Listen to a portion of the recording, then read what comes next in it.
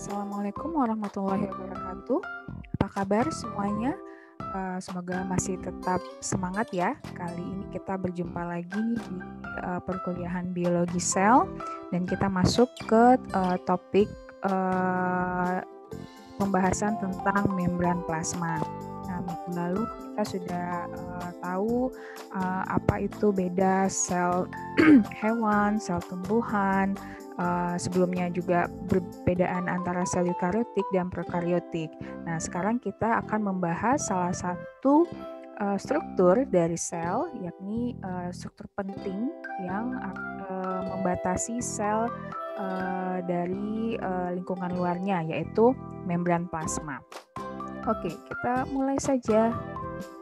Nah, ini adalah outline dari bahasan kita kali ini. Yang pertama kita akan mempelajari struktur dan fungsi dari membran plasma, kemudian transportasi substansi melewati membran plasma, dan pertautan antar sel. Nah, oke, kita masuk ke sub pokok bahasan pertama, struktur dan fungsi membran plasma. Nah, bagaimana struktur membran plasma secara kimiawi? Atau apa saja penyusun membran plasma tersebut. Nah, membran plasma atau membran sel terutama tersusun atas lipid dan protein. Nah, lipid dan protein ini akan membentuk suatu mozaik fluida. Nah, selain lipid dan protein, itu juga ada karbohidrat. Nah, yang pertama kita bahas lipid dulu ya. Lipid di sini contohnya adalah fosfolipid dan kolesterol. Nah, fosfolipid ini merupakan molekul amfifatik. Nah, apa itu molekul amfifatik? Molekul amfifatik adalah yang terdiri dari dua bagian. Yang pertama bagian hidrofilik. Hidrofil, fil itu anggap saja rasa ya. Fil kata kuncinya itu dia suka ya, suka, kemudian hidro air, jadi dia yang suka air. Nah, ini kalau kita lihat ini adalah fosfolipid ya, fosfolipid. Jadi kalau membran itu terbentuk dari fosfolipid bilayer. Jadi ini adalah fosfolipid layer pertama dan ini fosfolipid layer kedua. Jadi dia double ya. Fosfolipid bilayer, jadi ada dua layernya. Ini lapisan satu, layer 1, layer 2. Nah, ini di dalam satu lapisan ini terdiri dari yang namanya fosfolipid. Nah, satu fosfolipid ini terdiri dari bagian kepala dan bagian ekornya. Nah, bagian kepalanya itu adalah yang hidrofilik tadi ya, ini hidrofilik, sedangkan yang bagian ekornya adalah yang hidrofobik. Jadi dia takut air. Jadi bagian di sini adalah yang hidrofobik, bagian luar di sini ini adalah bagian yang hidrofilik atau suka air. Nah, ini adalah air ya. Oke. Kemudian yang kedua adalah protein. Nah, protein pada membran plasma itu biasanya ada dua umumnya. Yang pertama protein integral namanya, terdiri ada berupa protein transmembran dan protein channel atau protein saluran. Nah, ini juga sifatnya dia amfifatik, ada bagian yang suka air, ada bagian yang takut air atau hidrofilik dan hidrofobik. Kemudian ada juga protein yang namanya perifer. Jadi perifernya dia ada di pinggir-pinggir ya, di pinggir-pinggir dari membran plasma. Kemudian yang ketiga adalah karbohidrat. Karbohidrat ini ada yang berikatan dengan lipid. Ketika karbohidrat berikatan dengan lipid disebutnya glikolipid ya. Gliko ini karbohidrat, lipid ketika dia berikatan dengan lipid jadi disebut glikolipid. Kemudian karbohidrat yang berikatan dengan protein itu disebut dengan glikoprotein. Jadi ada dua bentuk karbohidrat yang ada pada membran plasma. Yang pertama adalah glikolipid dan yang kedua adalah glikoprotein.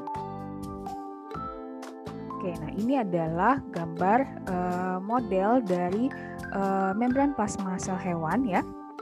Nah, ini adalah membran plasma yang fosfolipid bilayer. Ini bagian ekstraselular, bagian luar sel. Ini adalah bagian sitoplasmik atau bagian dalam sel ya. Nah, ini adalah tadi fosfolipid bilayernya ya. Layer 1, layer 2. Nah, di dalam fosfolipid bilayer ini ada juga nyempil nih namanya kolesterol ya. Nih ada kolesterol, ini kolesterol. Kemudian ini yang namanya protein integral ya. Nih, ini protein integral yang dia tertanam di membran plasma dan juga bisa menyeberangi gitu ya membran plasma ini menjembatani ya, maksudnya bisa menjembatani. Kemudian ini adalah protein perifer yang ada dia di pinggir-pinggir, dia tidak tertanam di membran plasma.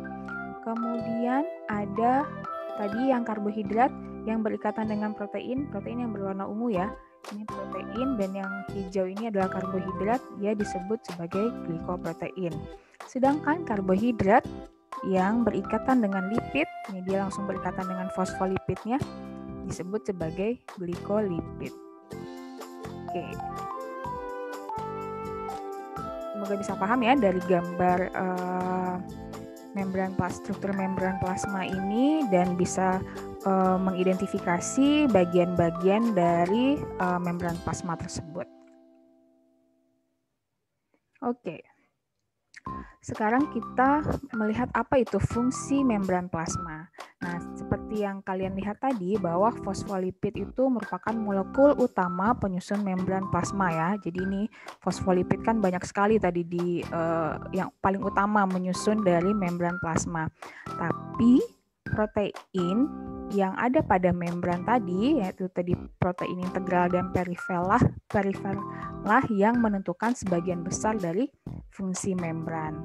Jadi kalau fungsi fosfolipid sendiri, dia akan memberikan fungsi bisa memisahkan antara luar sel dan dalam sel. Namun fungsi membran plasma yang lain berhubungan dengan fungsi protein pada membran plasma ya, atau membran sel.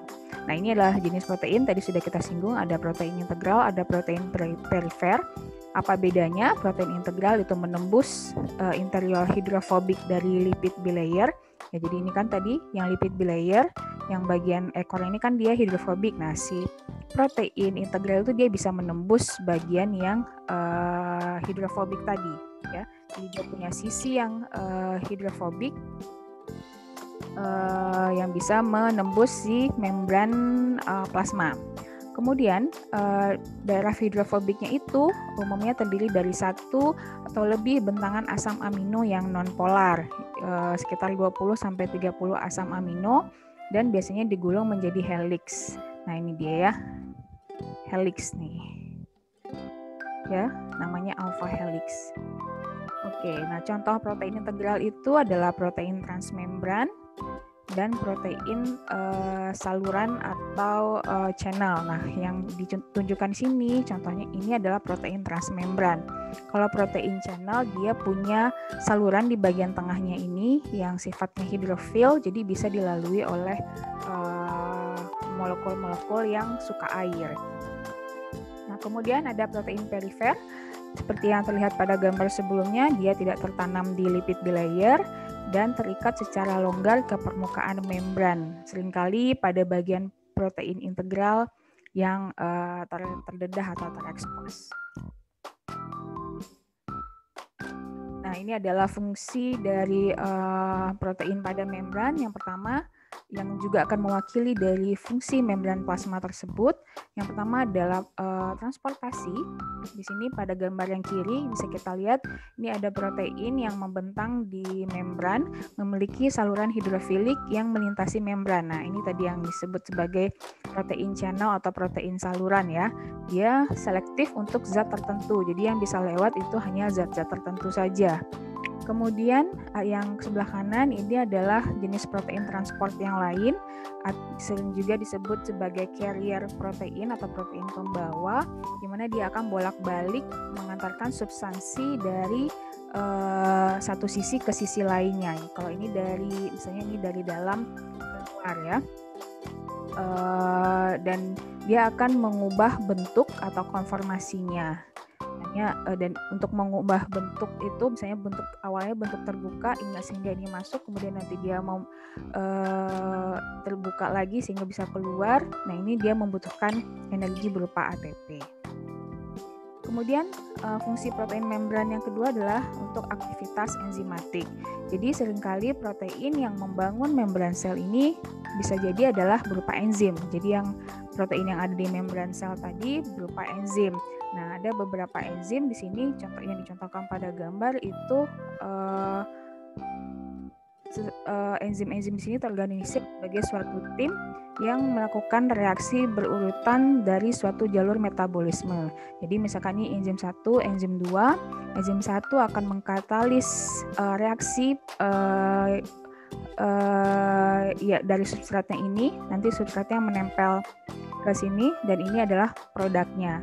Kemudian produk dari enzim 1 merupakan substrat untuk enzim 2. Dia kemudian menempel pada sisi aktifnya, kemudian nanti ini adalah produk dari enzim 2 ya. Jadi fungsi protein membran yang kedua adalah untuk aktivitas enzimatik. Kemudian untuk transduksi sinyal. Nah, protein membran atau reseptor ini ya. Jadi protein yang pada membran ini jenisnya adalah reseptor atau dia penerima. Dia itu memiliki sisi yang cocok dengan suatu bentuk senyawa kimia yang membawa pesan atau disebut sebagai chemical messenger. Contohnya adalah hormon ya. Jadi dia punya bentuk yang cocok gitu ya, pas. Kemudian nanti dia akan ketika dia berikatan dia akan menyebabkan protein berubah bentuk yang akan menghantarkan sinyal ke dalam sel yang disebut sebagai sinyal transduksi. Ini nanti akan bisa kalian pelajari di fisiologi ya. Kemudian yang D itu untuk pengenalan antar sel. Jadi ingat tadi ada glikoprotein ya, struktur dari membran sel di mana ada protein yang berikatan dengan karbohidrat.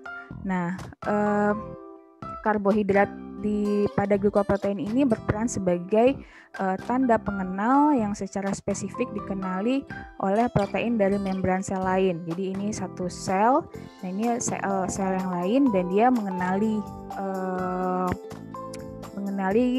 glikoprotein pada sel tersebut cocok gitu. Jadi dia akan bisa berikatan. Namun jenis ikatan ini umumnya hanya dalam jangka waktu pendek. Kemudian berikutnya adalah untuk penggabungan atau pertautan antar sel. Nah ini nanti berhubungan dengan sub pokok bahasan kita yang terakhir tentang pertautan antar sel, di mana protein membran sel di sini itu protein membran pada sel yang bertetangga ya, ini bersebelahan. Dia dapat terhubung bersama dalam berbagai jenis persimpangan atau junction atau cell junction. Contohnya seperti gap junction atau tight junction gitu. Jadi nanti ini dia sesama protein membran dia akan berikatan. Nanti akan menghubungkan sel yang bersebelahan atau sel tetangga. Nah, ikatan ini biasanya lebih lama dibandingkan dengan ikatan yang terbentuk antara glikoprotein sebelumnya dengan protein pada membran sel lain. Oke, yang terakhir adalah ini fungsinya untuk penempelan sitoskeleton dan matriks ekstraselular atau ECM ya, extracellular matrix.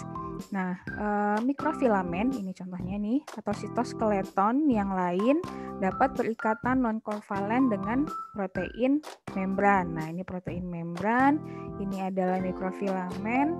Kemudian si protein ini juga bisa berinteraksi dengan matriks ekstraselular ya. Ini tujuannya adalah untuk membantu mempertahankan bentuk sel dan menstabilkan lokasi protein membran tertentu. Oke, sekarang kita masuk ke sub pokok bahasan kedua tentang transportasi substansi melewati membran plasma. Semoga masih on ya. Oke. Ini secara garis besar itu tipe transportasi substansi melewati membran sel itu ada 3 macam ya. Ada pasif, ada transport pasif, ada transport aktif, ada transport massal namanya. Nah, pada dasarnya yang membedakan ketiga ini adalah karena pertama sifat membran plasma yang selektif permeable. Jadi hanya molekul tertentu yang bisa melewati membran plasma. Kemudian tadi kita sudah pelajari ada dua jenis molekul. Pertama molekul nonpolar seperti hidrokarbon, karbon dioksida, oksigen itu dia sifatnya hidrofobik. Nah, karena dia hidrofobik, dia mudah melewati membran plasma yang umumnya isinya ada yang tersusun atas fosfolipid ya. Sedangkan yang molekul polar dan ion-ion itu dia sifatnya hidrofilik, dia butuh bantuan untuk bisa melewati membran plasma. Nah, jadi secara polar dan nonpolarnya itu ada dua bentuk ya. Ada nonpolar, itu dia bisa gampang melewati membran plasma. Kemudian molekul polar dan ion dia butuh bantuan. Nah, kemudian molekul terbagi lagi secara ukuran. Ada molekul kecil, ada molekul besar. Nah, molekul kecil itu bisa ditransportkan melalui dua jenis. Ada yang pasif, ada yang aktif.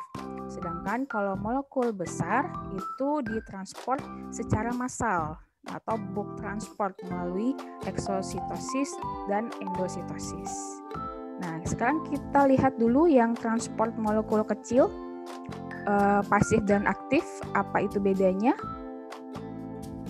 Nah, tadi sebelumnya sudah disinggung-singgung bahwa protein transport itu membantu molekul hidrofilik melewati membran plasma. Jadi ada dua contohnya ya, ada protein saluran, ini yang sebelah kiri, ya, dan ada protein carrier di sebelah kanan ya. Nah, kalau protein saluran ini contohnya adalah aquaporin yang bisa memfasilitasi molekul air melewati membran. Sedangkan kalau protein pembawa atau carrier protein, dia spesifik untuk substansi tertentu. Contohnya adalah glucose transporter. Nah, ini dia khusus untuk glukosa saja. Bahkan fruktosa yang merupakan isomer atau strukturnya mirip dengan glukosa itu tidak bisa lewat. Nah, apa bedanya transport pasif dan aktif untuk transport molekul kecil? Yang pertama, transport pasif itu dia menuruni gradien konsentrasi. Jadi jika diibaratkan dengan perosotan ini ya, ini konsentrasi tinggi, ini konsentrasi rendah. Ketika kita meluncur ke bawah dari tempat yang tinggi ke tempat yang rendah itu tidak membutuhkan energi. Nah, jadi kalau pasif dia menuruni gradien konsentrasi dari tinggi ke rendah dan tidak membutuhkan energi. Sedangkan kalau transport aktif itu dia melawan gradien konsentrasi, yaitu dari konsentrasi rendah ke konsentrasi tinggi. Untuk itu kita kalau ibarat mau mendaki perosotan ini ya butuh energi untuk mencapai atas gitu ya. Nah, contoh transport pasif itu ada 3, ada difusi, ada osmosis, ada difusi terfasilitasi. Sedangkan contoh transport aktif di sini juga akan dicontohkan 3, pompa natrium kalium, pompa proton dan kotransport. Oke, sekarang kita masuk ke contoh transport pasif yang pertama, difusi. Difusi adalah proses spontan perpindahan molekul menuruni gradien konsentrasi. Karena dia menuruni gradien konsentrasi, dia tidak membutuhkan energi. Selain itu, difusi juga tidak terpengaruh oleh gradien konsentrasi zat lain. Apa itu maksudnya? Nah, bisa kita lihat pada gambar ini ya. Ini ada yang warna orange itu adalah molekul pewarna. Ini yang biru adalah air ya. Di sini molekul warnanya banyak, di sini belum ada, hanya ada air. Dan ini adalah membran ya, membran. Ini membran sintetik. Kemudian molekul warnanya sebagai zat terlarut ya. Nah, kemudian dia akan mencari akan berdifusi si yang warna tadi zat terlarut tadi melewati membran sintetik dan memenuhi bagian berpindah ke bagian yang tadi hanya ada air, sehingga nanti dicapai suatu kesetimbangan atau equilibrium. Ya, ini konsentrasinya akan sama di kiri dan di kanan, ya. Nah, ini untuk contoh pada satu zat terlarut saja. Nah, kalau dia ada dua zat terlarut, jadi pada bagian sini warnanya orange, di sebagian sini warnanya ungu, dan dibatasi oleh membran, maka si zat terlarut itu akan melewati membran dan akan mencapai suatu kesetimbangan, di mana dia mencapai kesetimbangannya untuk konsentrasinya masing-masing. Jadi ini dia akan bergerak ke sebelah kanan, ya. Yang orange akan bergerak ke sebelah kanan, yang ungu akan bergerak ke sebelah kiri. Jadi akhirnya nanti akan tercapai suatu kesetimbangan untuk kedua molekul zat terlarut tersebut. Jadi makanya dia disebut tidak terpengaruh oleh gradien konsentrasi lain. Jadi dia fokus pada konsentrasinya masing-masing. Jadi kalau ini dia fokus untuk konsentrasi yang ini di sini lebih tinggi, dia akan mencari yang lebih rendah ke sebelah sini. Sedangkan yang ungu karena di sini lebih tinggi, dia akan bergerak ke sebelah kiri agar konsentrasi di sini bisa setimbang dengan di sebelahnya. Gitu. Semoga paham. Oke, yang kedua adalah osmosis. Apa itu osmosis? Juga bagian dari transport pasif. Osmosis merupakan difusi, jadi difusi juga ya, tapi difusi untuk molekul air yang bebas melintasi membran selektif permeable. Jadi kata kuncinya osmosis itu adalah difusi molekul air melintasi membran selektif permeable, ya. Jadi itu ini contohnya pada gambar ini. Di sebelah kiri itu merupakan larutan dengan zat terlarut yang rendah. Jadi di sini gula dengan konsentrasi rendah, kemudian di sini adalah gula dengan konsentrasi tinggi. Nah, kemudian ada membran selektif permeable. Nah, apa yang terjadi di sini? Di sini pada daerah sebelah kiri ketika dia perbesar itu banyak terlihat molekul-molekul air. Ini yang merah dan dua putih ini adalah molekul air yang bebas. Dia tidak terikat dengan molekul gula. Sedangkan kalau ini ada molekul gula yang berikatan dengan molekul air. Sedangkan kalau pada gambar sebelah kanan itu kebanyakan molekul airnya berikatan dengan molekul gula karena molekul gulanya banyak. Sedangkan yang bebas hanya sedikit. Nah, tadi masih ingat ya kalau difusi itu dari tinggi ke rendah. Jadi karena molekul air yang bebas di sebelah kiri itu lebih banyak dibandingkan yang di sebelah kanan, makanya molekul air akan melintasi si membran selektif permeable tadi, ya, sehingga volumenya akan di sebelah kiri akan menyusut, ya, akan berkurang, dan di sebelah kanan akan bertambah. Nah, karena adanya perpindahan molekul air tadi, ya, menuruni gradien konsentrasinya air, ya, bukan konsentrasinya gula, maka akan tercapailah suatu kesetimbangan di sini. Jadi konsentrasi di sebelah kiri dan di sebelah kanan, konsentrasi larutan di sebelah kiri dan di sebelah kanan itu menjadi sama. Oke, semoga bisa dibedakan antara difusi yang sebelumnya dengan osmosis, ya. Nah, pergerakan air melintasi membran sel atau osmosis dan keseimbangan air antara sel dan lingkungannya itu sangat penting bagi organisme. Nah, contohnya di sini pada gambar ini digambarkan ada sel hewan dan sel tumbuhan. Yang atas adalah sel hewan dan di bawah adalah sel tumbuhan yang diletakkan pada lingkungan dengan larutan yang hipotonik, larutan yang isotonik, larutan yang hipertonik. Nah, kalau pada sel hewan itu sel hewan tidak memiliki dinding sel, ya. Nah, beda dengan tumbuhan yang memiliki dinding sel. Nah, karena perbedaan struktur tersebut ada perbedaan respon terhadap lingkungan yang ada di sekitarnya. Nah, ketika sel hewan itu berada pada larutan hipotonik, air akan masuk ya ke dalam sel, sehingga seperti balon yang diisi air dia akan pecah, jadi dia akan lisis gitu. Sedangkan kalau pada larutan di lingkungannya itu isotonik, artinya dia sama konsentrasinya gitu ya, ini dia akan normal. Namun kalau pada larutan hipertonik, air itu akan keluar dari sel sehingga sel akan mengkerut dan akhirnya juga bisa mati.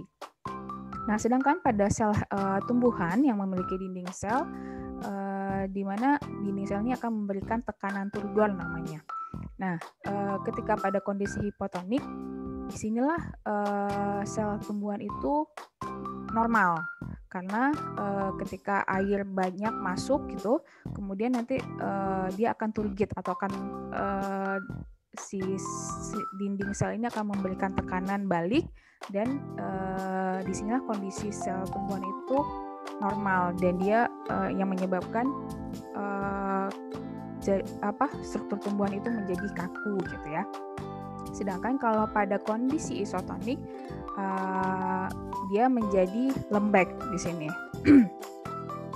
Sedangkan kalau pada hipertonik, karena air keluar dari sel, menyebabkan membran plasmanya menjadi mengkerut seperti ini, dan akhirnya plasmolisis disebutnya. Oke, semoga bisa paham perbedaannya. Kemudian yang ketiga untuk jenis transport pasif itu adalah difusi terfasilitasi. Nah, difusi terfasilitasi ini merupakan proses difusi molekul hidrofilik, contohnya itu molekul polar dan ion yang dibantu atau difasilitasi oleh protein transport. Ini tadi juga sudah seringkali disinggung, ada protein saluran atau channel protein, contohnya aquaporin. Sedangkan kalau untuk yang melewatinya adalah ion, itu disebut sebagai ion channel atau gated channel ya. Sedangkan yang ini adalah protein carrier yang membawa substansi yang spesifik. Nah, sekarang kita masuk ke transport aktif ya. Transport aktif seperti yang sudah disebutkan tadi, dia melawan gradien konsentrasi dari konsentrasi rendah ke tinggi. Nah, protein transport yang berperan dalam protein transport aktif yang dicontohkan di sini adalah pompa, natrium, dan kalium ya. Ini adalah pompanya, protein transportnya, di mana protein transportnya di sini akan mengalami perubahan bentuk. Di mana kedua bentuk, ini bentuk 1, ini bentuk kedua, itu memiliki afinitas pengikatan yang berbeda terhadap ion Na maupun ion K ya. Nah, dia membutuhkan, agar bisa berubah bentuk itu membutuhkan energi dari ATP. Nah, ini adalah siklus yang terjadi pada kerja pompa natrium kalium. Ini bagian luar sel, ini bagian sitoplasma atau bagian dalam sel, di mana kita bisa lihat ini si Na-nya itu rendah, sedangkan di luar Na-nya tinggi ya, ada banyak. Nah,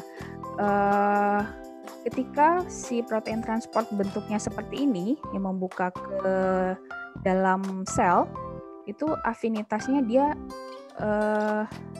lebih suka molekul ion Na yang menempel di sini. Jadi Na yang akan tersedot masuk ke dalam protein transport ini. Nah, ketika dia sudah berikatan dengan 3 molekul Na, ya, ini akan menstimulasi fosforilasi dari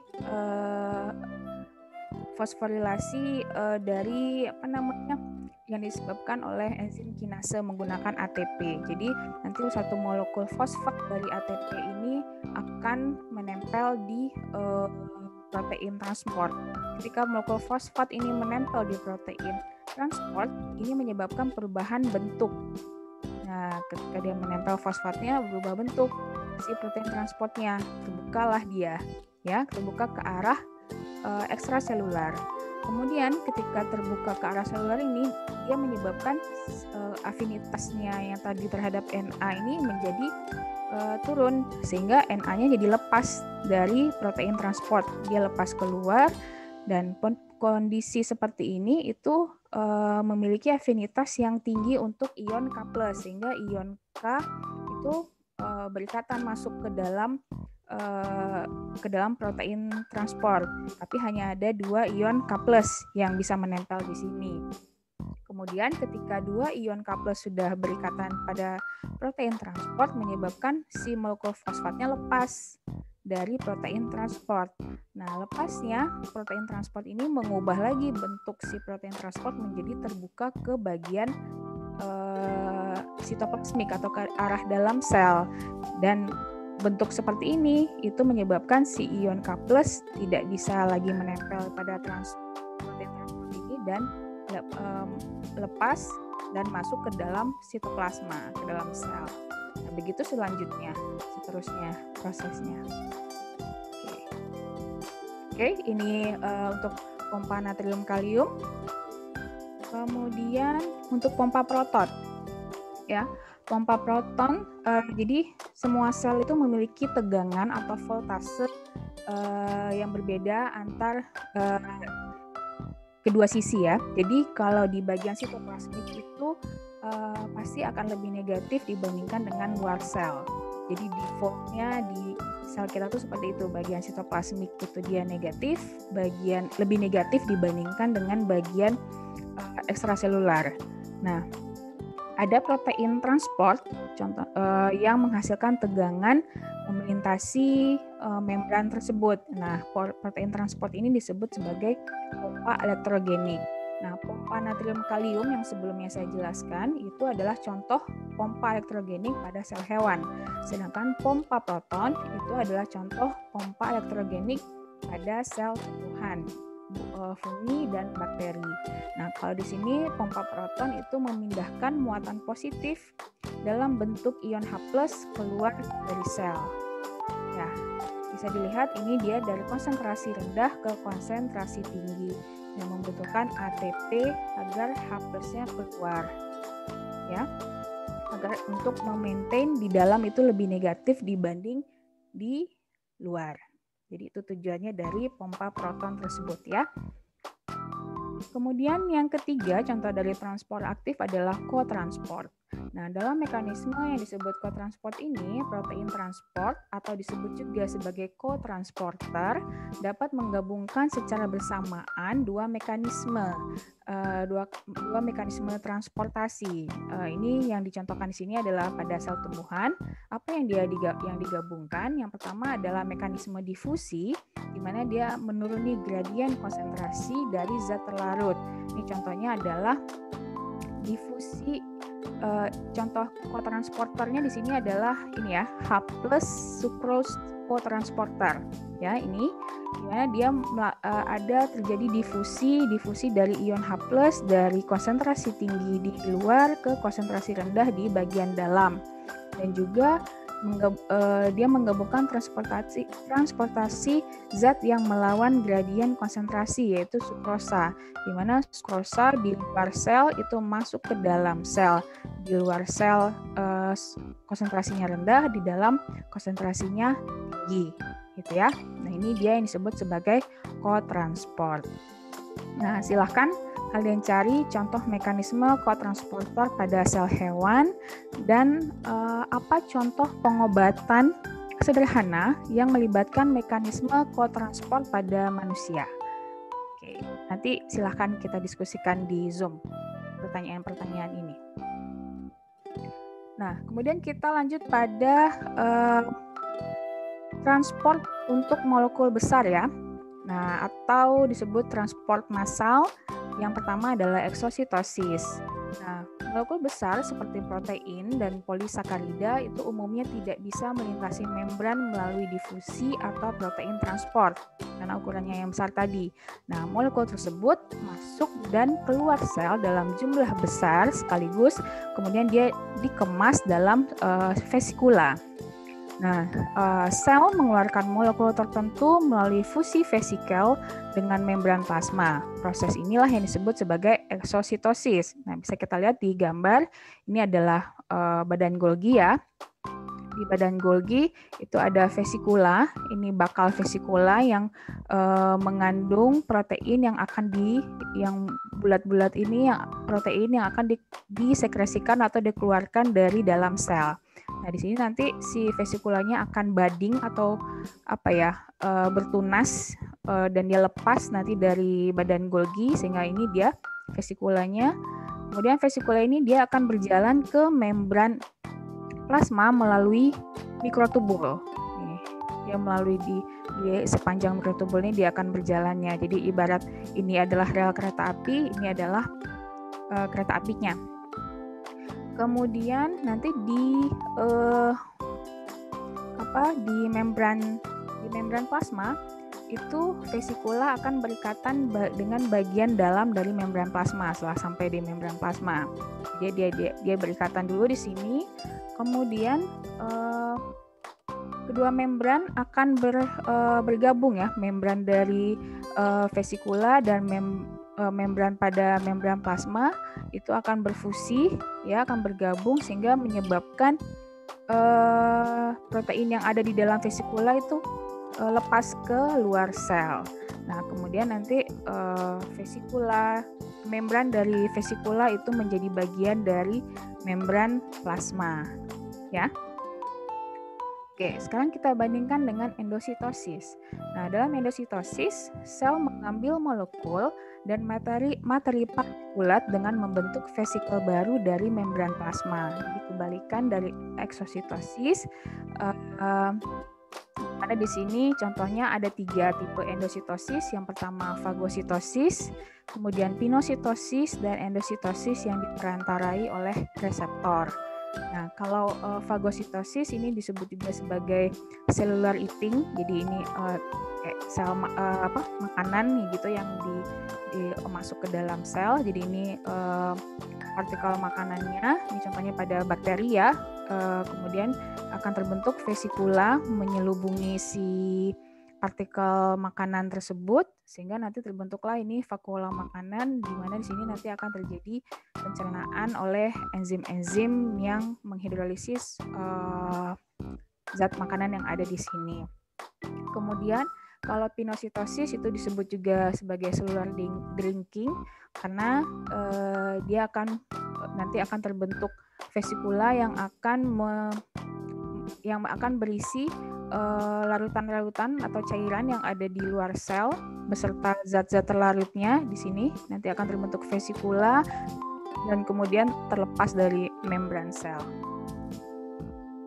Dan yang ketiga adalah endositosis yang diperantarai oleh reseptor, di mana yang akan dimasuk melalui endositosis jenis ini hanya molekul tertentu. Jadi dia akan berikatan dulu dengan reseptor yang ada pada permukaan membran sel. Jadi yang bisa nempel tuh hanya yang bentuknya segitiga, sedangkan yang bulat tidak bisa. Kemudian nanti akan terbentuk vesikula dari membran plasma dan dia terbentuk vesikula yang sudah terbebas dari membran plasma.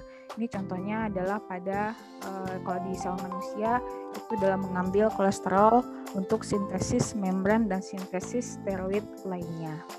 Nah, dari pemaparan tentang eksositosis dan endositosis tadi, bisakah kalian menyimpulkan mekanisme transport mana yang menyebabkan penambahan dan penyusutan membran sel?